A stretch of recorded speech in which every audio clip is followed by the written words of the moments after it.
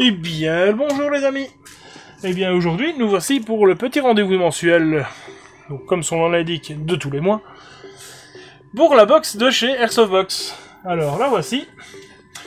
Espérons qu'on ait tout cette fois-ci à l'intérieur, parce que, je sais pas si vous voyez, on a un collant, donc brun, qui a l'air d'avoir été ouvert, parce qu'il est fendu, et il y a un autre collant dessus.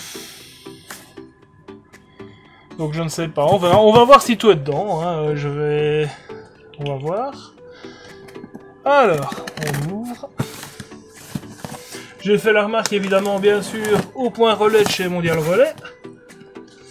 Et eux, ben m'ont dit non, le colis n'a pas l'air d'avoir été détérioré, il a juste été refermé. Quand c'est Mondial Relais qui referme, ce n'est pas ce type de collant là. Donc, nous verrons bien. Alors, qu'allons-nous avoir ? Eh bien, donc le papier, bah ici c'est le bon de livraison, donc la facture. La facture, bon, ouais, c'est l'adresse de livraison, bon livraison.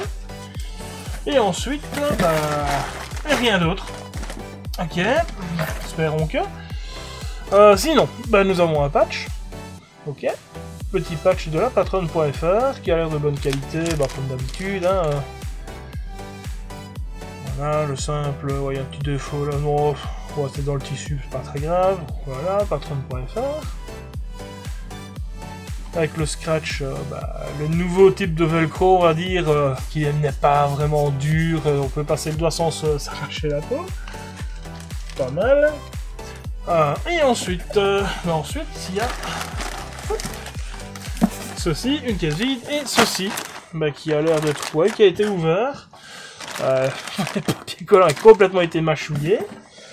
Bah, je vais quand même faire une demande pour voir si tout est là, puisque je n'ai même pas le document habituel. Document habituel où il a dit, où le créateur bah, indique donc ce qui se trouve dans la box, le thème de la box, et ainsi de suite. Ici, il n'y a rien, aucun autre document, juste la facture. Donc j'espère que ça n'a pas été ouvert, qu'on aurait pris la moitié. Enfin. Bon alors, qu'est-ce que c'est ceci ? Ça a l'air d'être un breulage ou... Oui, c'est bien ça, un breulage, alors... Comme info, bah, ça va être plus dur, ici on va devoir déchiffrer, hein. Donc VX Buckle Up Utility Rig. Donc oui, c'est bien ça, c'est bien un breulage de chez Viper. Alors, on a quoi? Donc, bah, comme tous les breulages, donc les habituels, bah, sangles que l'on passe autour des épaules.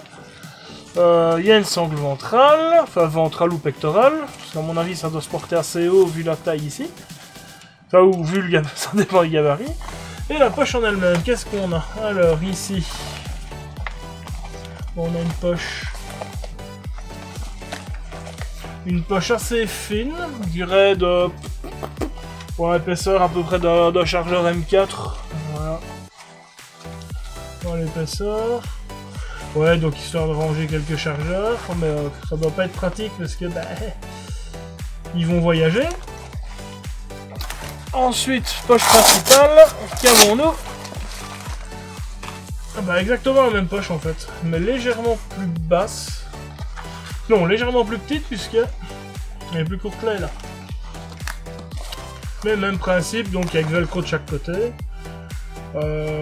Je suppose qu'il doit y avoir un système d'insert ou quoi que ce soit, mais à mon avis c'est en option. Encore une fois. Et ça évidemment, oui, et ça on peut le retirer. Donc pour en faire, hop, il dégage. Alors, pour faire vraiment deux petites poches à mon avis avec les inserts pour pouvoir caler les chargeurs dedans. Je vais regarder si c'est bien ce système-là. Si c'est bien ce système-là, bah, je vous mettrai les petites photos ici, parce que bah, voilà, je ne les ai pas, puisqu'elles ne sont pas fournies. C'est quand même la deuxième fois qu'on nous fournit quelque chose où il n'y a pas les options. Vous voyez, il y avait le holster où on indique partout que il est... donc on peut le porter à la cuisse, qu'on peut le porter à la ceinture ou le porter sur le passant molle, mais évidemment oui, on peut le faire si on achète les options. Et ici, bah, c'est pareil, en fait, on peut mettre des chargeurs, en option certainement.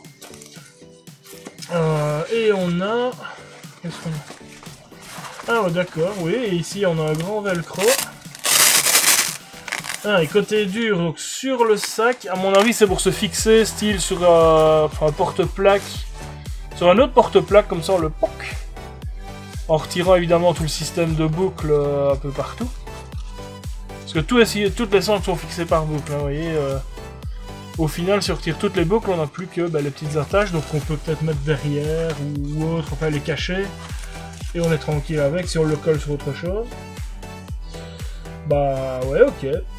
Moi, il pourrait peut-être me servir en version snipe. C'est-à-dire taper tout, ne mettre que ça en dessous avec ma guilie un petit peu ouverte. Et mettre juste mes chargeurs de snipe, c'est vrai que ça pourrait être pas mal, parce que là pour le moment je les mets dans mes poches. C'est pas l'idéal parce que j'avais pas vraiment envie de m'acheter un breulage, là ça pourrait être de l'utilité. De toute façon en noir, de toute façon ça passe en dessous, c'est pas un problème. Ce sera à tester, je regarderai ça quand on pourra jouer. Enfin non, je peux le tester chez moi tranquille, et le tester en praticité sur le terrain, ce sera pour plus tard. Pour les tarifs, je vous les mettrai ici, ou je vais déjà... Non, je vais les faire directement.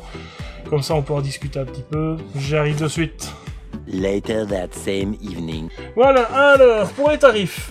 Ceci, je ne sais pas combien il est annoncé, puisque je n'ai pas le document. Mais je le trouve sur différents sites internet, type, évidemment, l'incontournable Airsoft Entrepôt,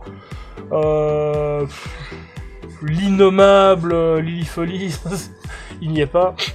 Enfin, sur plein de sites comme ceci, c'est annoncé entre 34,90 et 38,90.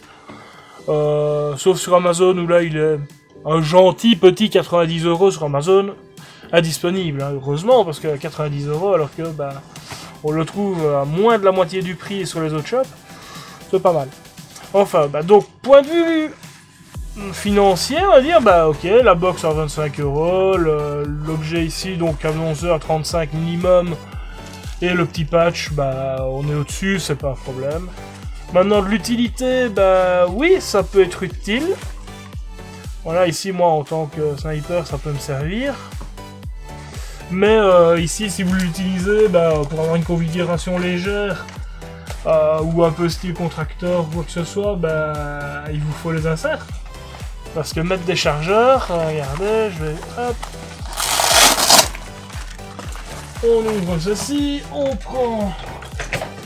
Hop, des chargeurs dans la caverne d'Alibaba. C'est mes vieux chargeurs M4, mais ils sont tous standards, hein, c'est du Stalag. Voilà, imaginons vous en avez 3, parce qu'on peut en mettre 3, hein, c'est juste... Mais hop, si on insère, hop, sans bouger, on sait en mettre 3. Mais ici, voilà, imaginons vous en avez pris un. Ça bouge dans tous les sens. Et même, imaginons... Attention, je vais voir si j'essaie d'attraper un troisième d'ici. Hop. Hop, voilà un troisième. Donc vous mettez le troisième. Vous n'avez pas intérêt à courir, hein, parce que... Voilà, après quelques foulées, c'est le carnage, et ça... Il n'y a plus rien qui tient. Donc si vous voulez vous en servir en tant que... en assaut, ou type avec une AEG classique, on va dire, M4 ou quoi que ce soit, je ne saurais pas vous dire pour les chargeurs par contre d'AK, parce que je n'en ai qu'un, c'est celui qui était livré avec mon AK-74, oui 74, je sais plus quel modèle c'est, parce que j'avais reçu ça à l'époque d'un ami qui arrêtait, il m'avait tout donné, et il n'avait qu'un AK avec, enfin voilà. Donc ça doit rentrer aussi, mais voilà. Mais sans les inserts, c'est pas vraiment les utiliser. Alors là, en chargeur M4, imaginez que des chargeurs type G36 en largeur, ils passeront pas, à mon avis, ou alors peut-être 2 maximum. Qu'est-ce qu'on a d'autre de classique? Du MP5, là, n'en parlons même pas, ils sont plus longs, ils vont voyager partout. Comme ceci, donc ici, de base, on sait rien utiliser, ou alors si, mais là, c'est vraiment config légère. C'est un chargeur devant, hop, et un chargeur derrière. Et là, vous êtes en config super légère, et ça bougera pas, c'est bon. Mais en tant que... voilà, je peux pas en mettre plus. Hein. Ah, ben bon. Voilà, il faut absolument des inserts pour ceci. Donc c'est quand même la deuxième fois que qu'il faut des options pour ce qu'on achète. Enfin, ce qu'on reçoit dans la box Airsoft. C'est un peu dommage. C'est bien pour découvrir, ouais, ok, bah voilà, je connaissais pas trop le principe. Mais je peux pas le découvrir entièrement puisque ben il faut m'acheter les options. J'ai pas envie. Pas envie de m'acheter des options en plus si pour découvrir un produit. À ce moment-là, j'achète le produit complètement. Mais c'est tout. Ah bah sinon, que dire de plus? Produit qualité, on est dans le bon. C'est du Viper, j'ai jamais eu trop de soucis avec cette marque. Déjà une marque assez ancienne, hein, donc si c'est ancien, c'est que ça doit être... C'est que ça doit être de bonne qualité, ou alors qu'ils arrivent à durer, mais je ne sais pas par quel miracle.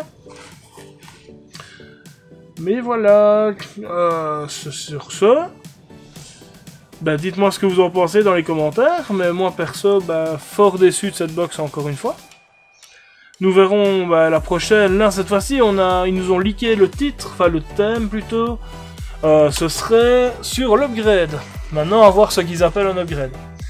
Et à voir si ce sera de l'upgrade simple, esthétique, ou si ce sera réellement de l'upgrade mécanique utile, type, je sais pas moi, jamais, des engrenages, ou pistons de bonne qualité, ou des choses ainsi. On a déjà reçu des jeux hop-up, donc si c'est possible de ne pas avoir de jeux hop-up, ce serait bien. Bon, c'est de l'upgrade aussi, mais on en a déjà eu, donc... Enfin. Bien sur ce, bonne fin de vidéo, et à la prochaine fois, qui sera normalement pour la M249, parce que là j'ai reçu pas mal de pièces, et comme les vacances sont débutées aujourd'hui, j'aurai plus de temps. Eh bien, merci, et à la prochaine fois.